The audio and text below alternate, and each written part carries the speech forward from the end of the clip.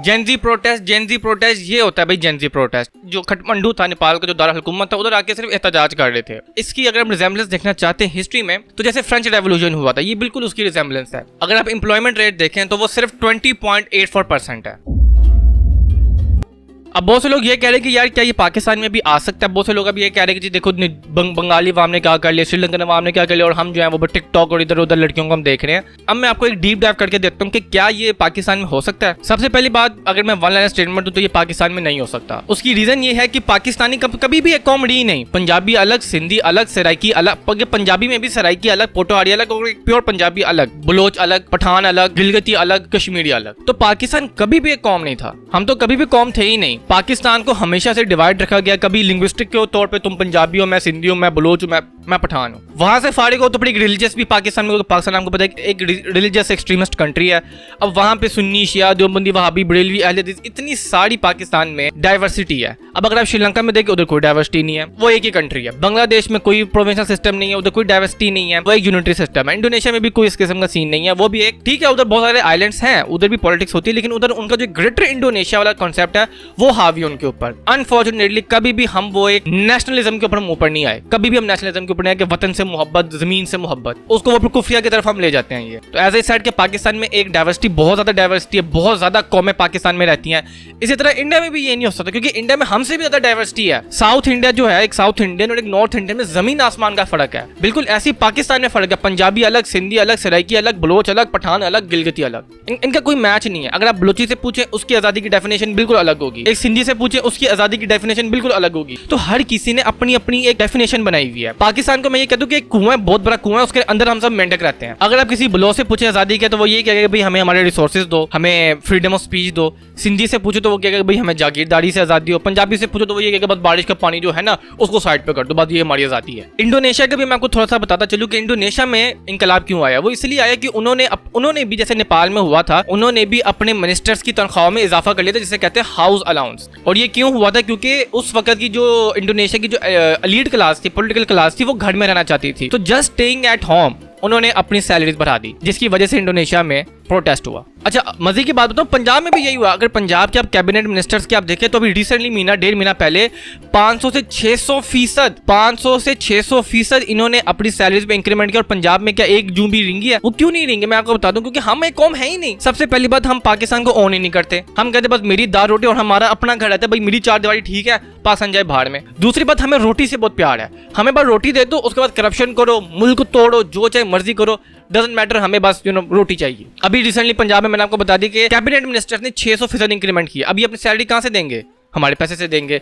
अभी सैलाब आया है, जो हमारे प्राइम मिनिस्टर हैं वो पता नहीं काम, दोहा, कतर, भाई इसराइल कतर का जो चाहे मर्जी वो आपस में करें, आपको जाने की क्या तुक बनती है? पाकिस्तान में सैलाब आया है, पाकिस्तान इतना ज्यादा इफेक्टेड है सैलाब से, बंदे मर रहे हैं। और पंजाब की सीएम वो अभी रिसेंटली जापान गई थी, और जापान से वो एक और खुशखबरी लेके आई कि यामाहा कंपनी, जो एक मेरे ख्याल से वाहिद एक अच्छी कंपनी थी, जो एक अच्छी बाइक्स बनाती थी, 125। होंडा तो बकवास कंपनी है, ये तो बकवास तीन कंपनी है होंडा। इससे बेहतरीन बाइक यामा की होती है।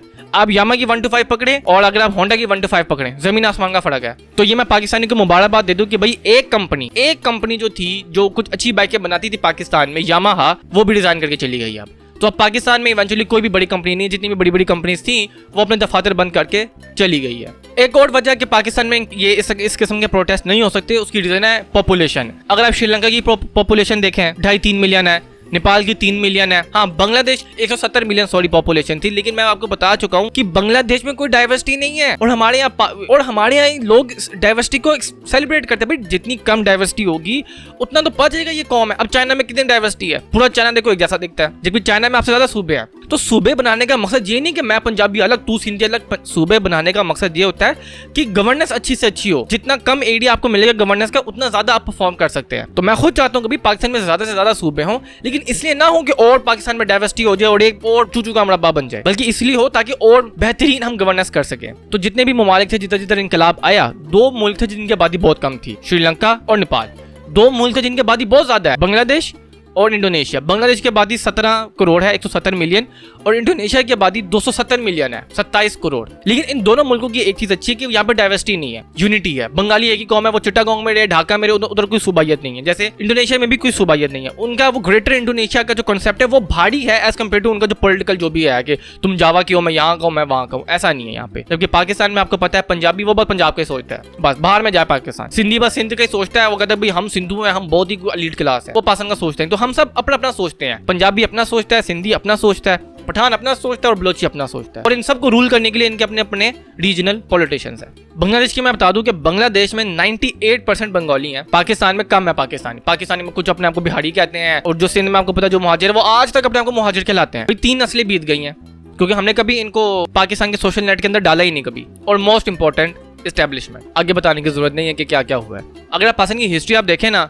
तो पाकिस्तान ने डबल गेम खेली हुई है। पाकिस्तान हमेशा डबल गेम खेलता है। अमेरिका, अगर आप अमेरिका से पूछे अमेरिका कहता है आज पाकिस्तान हमारे साथ है। चाइना जाए, चाइना से पूछे चाइना कहता है जी पाकिस्तान हमारे साथ है। रूस जाए, रूस से पूछे वो कहता है भी पाकिस्तान हमारे साथ इकोनॉमिक अटैच चाहते हैं। तो हम तीनों ग्रेटर कंट्री जो सुपर पावर्स है, हम किसी के कैंप में नहीं है। रेलू कट्टा प्लेयर होता है ना, ये रेलू कट्टा जो लोग क्रिकेट खेलते हैं उनको पता है कि एक प्लेयर होता है जो सबके साथ खेल रहा होता है, उसका कोई नहीं होता, वो दोनों टीमों के साथ खेल रहा होता है। तो आप समझ लें उसकी क्या ही बैकिंग होगी और वो कितना ही स्ट्रॉन्ग आदमी होगा, सबके साथ बना के रखी हुई। और ये होती है मुनाफिकत कि सबके साथ बना के रखना। भाई कोई एक पक्का बंदा पकड़ो जिसके साथ फिर आप रहे।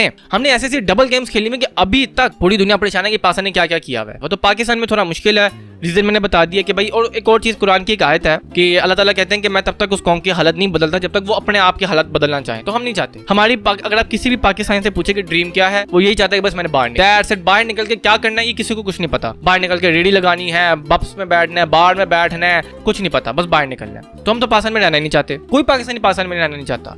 और हम अपने मुल्क को ऑन भी नहीं करते। हम में और बाकी जो 4 मुल्कों का हमने नाम लिया, बांग्लादेश, श्रीलंका, नेपाल और इंडोनेशिया, इनमें फर्क ये है कि हम एक कौम है ही नहीं, वो कौम है एक, वो प्रॉपर एक कौम है। उनके अंदर एक नेशनलिज्म का एक वो भूख है, हमारे अंदर वो है ही नहीं। तो हालात तो बिल्कुल पाकिस्तान वाले हैं। नेपाल में भी आपको पता है कि जो गवर्नमेंट है नेपाल में ज्यादा बुरे हालात है। नेपाल में एवरेज गवर्नमेंट 1.5 साल टिकती है, पाकिस्तान में तो फिर 2.5-3 साल टिक जाती है, नेपाल में 1.5 साल टिकती है। करप्शन उधर भी है इधर भी है, पॉलिटिकल इंस्टेबिलिटी दोनों तरफ है, जॉब्स दोनों मुल्कों में नहीं है, जॉब्स नहीं है। हाँ, इंटर्नशिप जितनी चाहे मर्जी कर लो लेकिन जॉब नहीं, और इंटर्नशिप का आपको पता कोई पैसा नहीं मिलता, वो वक्त जाया करने की एक बात होती है। तो अल्लाह ताला पाकिस्तान को बार बार मौके दे रहा है कि अपने आप को सुधार लो। अगर अव्वल तो मैंने आपको बता दिया, आपको मैंने सारे सिनेरियोज दे देंगे, पाकिस्तान में ये चीज हो नहीं सकती। इतना बड़ा प्रोटेस्ट पाकिस्तान में हो ही नहीं सकता। अगर हो जाए तो ये याद रखिएगा सबसे ज्यादा डेडलीस्ट और ब्लडीएस्ट प्रोटेस्ट पाकिस्तान में होगा, क्योंकि पाकिस्तानी जब एक दफा दिमाग पागल हो जाए ना हमारी कौम का, तो वो पर छोड़ते किसी को नहीं है। लेकिन वही ना कि सबको अपनी दाल रोटी पे लगाया हुआ है, सबको बस वो एक रोटी करने वाला खिला देते हैं, जो हमारे बड़े होते हैं, जो हमारी अपर क्लास होती है, वो एक रोटी करने वाला खिला देते हैं, फिर दोबारा काम करो वरना रोटी करने वाला नहीं मिलेगा। तो फिर हम वो रोटी करने वाले के पीछे हम सब बैठे हुए हैं। पाकिस्तान में देखें आप, मुझे बताएं नेपाल में 141 का डॉलर है, और और जितना महंगा डॉलर होता है उतनी इन्फ्लेशन होती है, उतनी अनएम्प्लॉयमेंट होती है, उतनी पॉवर्टी होती है। पाकिस्तान में जो $1 का रेट है वो 280 है, और अगर इंटर बैंक में अगर खरीदने जाएंगे ना वो 300 का होगा। ये जो आप गूगल पे देखते हैं ना कि डॉलर क्या है, ये रेट होता है कि अगर आप बेचने जाए तो कितने का आपको मिलेगा। जाहिर बात है जब आप खरीदने जाते हैं तो वो महंगा मिलता है, उसी चीज को बेचने जाएं तो वो सस्ता बिकता है। वो ये है कि अगर आप $1 दें तो आपको 283 284 पाकिस्तानी रुपीस मिलेंगे, और लेकिन अगर आप इंटर बैंक से खरीदने जाएं तो आपको 305-6 रुपए का मिलेगा $1। तो तकरीबन 300 रुपए का $1 है। अभी पाकिस्तान में फ्लड आए हुए हैं, वो मैं चीज देख रहा था कि तकरीबन जो पंजाब है आपका, पंजाब और सिंध मिला के कम से कम 5 लाख एवरेज 4.5 से 5 लाख एकड़ फसलें जो जमीन थी वो तबाह हो चुकी है। यानी अगले साल की गंदुम तबाह, चावल तबाह, कपास तबाह। अब गंदुम हम इंपोर्ट करते हैं यूक्रेन से, और चावल भी हम इंपोर्ट करते हैं बाहर के ममालिक से। तो अब याद रखिएगा अगले महीने जब ये दोबारा गर्मी आएंगी, फरवरी मार्च, हमारे पास अनाज नहीं होगा, और अनाज लेने के लिए हमें इंपोर्ट करना पड़ेगा। अब इंपोर्ट करने के लिए हम डॉलर्स में अमाउंट करेंगे, डॉलर आगे ही नहीं है। तो ये देखिएगा कि अगले 4-5 महीने तक डॉलर 300 से भी ऊपर चला जाएगा। तो अल्लाह ताला पाकिस्तान का हामी नासिर हो और नेपाल का भी हामी नासिर हो। और वैसे एक चीज बताऊं, इस किस्म के जो प्रोटेस्ट होते हैं ना उसका कोई लाए अमल नहीं होता, उसका कोई आउटकम नहीं होता। देखिए श्रीलंका अभी तक उधर का उधर ही बैठा हुआ है। बांग्लादेश, उनके वो गालिबन डॉक्टर यूनुस हैं जो प्राइम मिनिस्टर है इस वक्त, अभी तक कोई कॉन्स्टिट्यूशन नहीं आया। 19 सितंबर को नेपाल का यौम आज़ादी होता है, उनका नेशनल डे होता है। तो ये उनके लिए काफी अच्छी चीज है कि वो एक अच्छी तरीके से सेलिब्रेट करेंगे। लेकिन मैं बार बार ये कह रहा हूँ कि ये पाकिस्तान के लिए आंखें खोलने का मौका है। हमने श्रीलंका में जो देखा, हमने बांग्लादेश में देखा, हमने इंडोनेशिया में देखा, हमने नेपाल में देखा, और फ्रांस में भी आपको पता 3 दफा हुकूमतें बदल चुकी हैं। अगर आपको मेरी वीडियो पसंद आई है, लाइक शेयर कमेंट सब्सक्राइब कर दीजिएगा। मैं मिलता हूँ अपनी अगली वीडियो में, तब तक के लिए अलविदा।